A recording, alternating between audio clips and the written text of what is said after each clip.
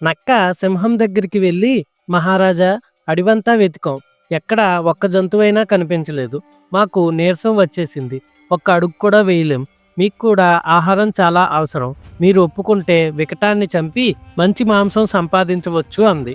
ఈ మాటలు విని సింహం కోప్పడి, చీ వెధవ, అలాంటి పాపిష్టి మాట ఇంకోసారి అన్నావో నిన్నిప్పుడే చంపేస్తాను. నేను వికటానికి అభయం ఇచ్చాను. అలాంటప్పుడు దాన్ని ఎలా చంపగలను? అభయదానం, గోదానం, భూదానం, అన్నదానం చేయడం కన్నా గొప్పదని చెప్తారు అంది. అభయం ఇచ్చిన మీరే ఒంటిని చంపితే అది పాపమే అవుతుంది. కానీ అదే వచ్చి మీ కాళ్ళ మీద పడి తన్ను చంపమని వేడుకుంటే మీరు దాన్ని చంపొచ్చు.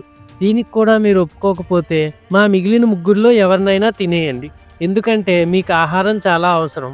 మీరే ఆకలితో చనిపోతే మేమంతా మీ చితి మీద కాలిపోవలసిన వాళ్ళమే కదా అంది నక్క. సరే, నీ ఇష్టం అంది సింహం. నక్క మిగిలిన ముగ్గురి దగ్గరికి తిరిగి వచ్చి, మన రాజుకు ప్రాణం నిలబడదు.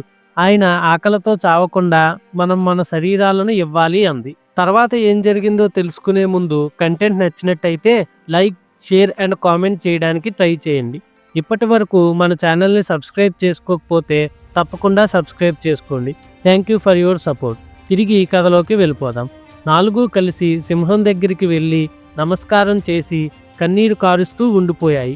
తన దగ్గరికి తిరిగి వచ్చిన పనివాళ్లను చూసి ఆ సింహం ఆహారంగా ఏదైనా జంతువు దొరికిందా అని అడిగింది. మహారాజా, అడివంతా ఇంకోసారి వెతికాం. ఎక్కడా ఒక్క జంతువు కనిపించలేదు. అందుచేత నన్ను దయతో ఆహారంగా తీసుకొని విలువైన మీ ప్రాణాలు కాపాడుకోండి. దానివల్ల నాకు ఈ లోకంలోనూ పరలోకంలోనూ మంచి జరుగుతుంది అంది కాకి. ఈ మాట విని నక్క, నువ్వు చిన్న ప్రాణివి.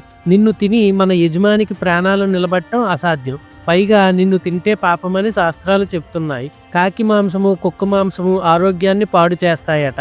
నీ యజమాని భక్తి చాలా గొప్పది. నీ మంచి పేరు 3 లోకాలకు వ్యాపిస్తుంది.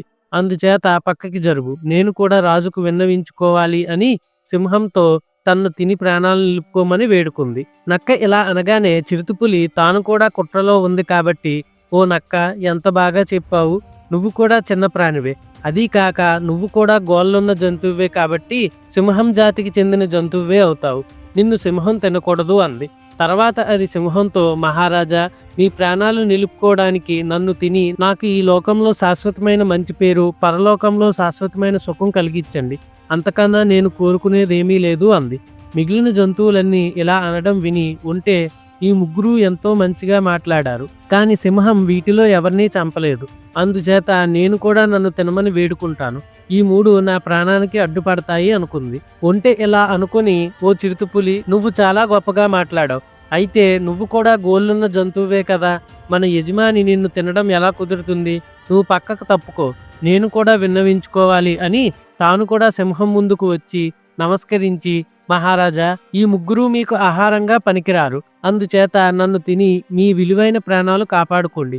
యజమాని కోసం ప్రాణాలు ఇచ్చిన వాళ్ళకి వచ్చే స్వర్గసుఖం యజ్ఞాల వల్ల, యాగాల వల్ల కూడా రాదంటారు అంది. ఉంటే ఇలా అనగానే సింహం సైగ చేసింది. వెంటనే నక్క, చిరుతపులి దాని మీద పడి క్షణంలో చీల్చి చంపేశాయి. ఆ ఒంటెను తిని సింహము దాని ముగ్గురు పనివాళ్ళు తమ ప్రాణాలు కాపాడుకున్నారు.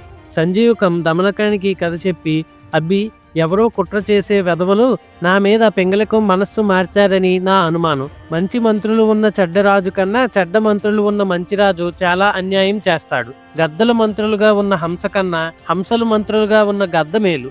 ఎవరో చెడ్డవాళ్ళు నాకు పింగళకానికి మధ్య గొడవ పెట్టారు. ఇప్పుడు నేనేం చేయాలన్నదే సమస్య. పోరాడడం తప్ప చేసేదేమీ కనిపించడం లేదు. మంచి మాటలు, బహుమతులు, కుట్రలు ఇక పనిచేయవు. మంచి మాటలతోనూ, బహుమతులతోనూ, భేదాలతోనూ లాభం లేదు. కాబట్టి యుద్ధం తప్పదు. అందులో ఓడిపోయినా స్వర్గానికి పోతాను, గెలిచినా సంతోషంగా జీవిస్తాను అంది. తర్వాత ఏం జరిగిందో నెక్స్ట్ వీడియోలో తెలుసుకుందాం. Stay tuned.